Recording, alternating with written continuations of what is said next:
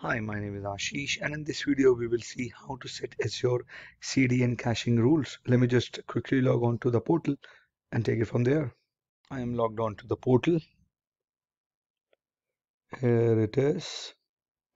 And I'm onto my storage account. I would like to go to my CDN profiles.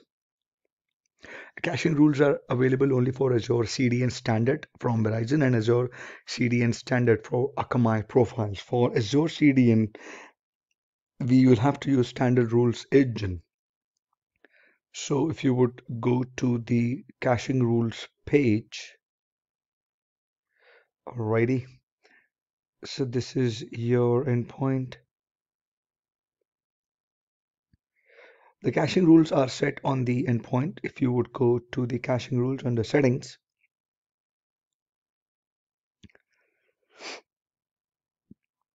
query string caching behavior, ignore query strings.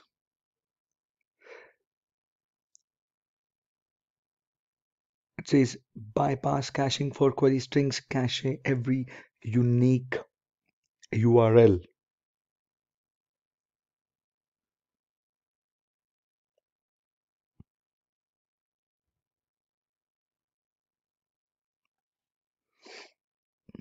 So if you will say bypass caching for query strings, it says this sets how the CDN treats cacheable object when the request URL contains query strings.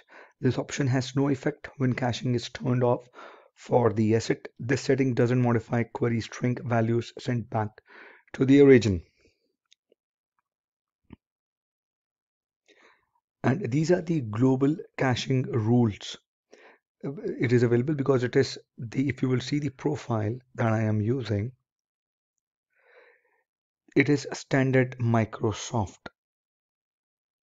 If I have created an CDN profile using the Akamai or any other option, I would have got more options wherein I would have been able to use the optimization, caching behavior, default cache expiry and duration, and how to custom caching rules.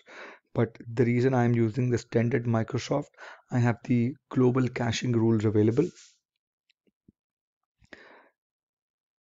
Ignore bypass caching for query strings, cache every string URL. So these are the global caching rules that you can create for the Microsoft pricing tier.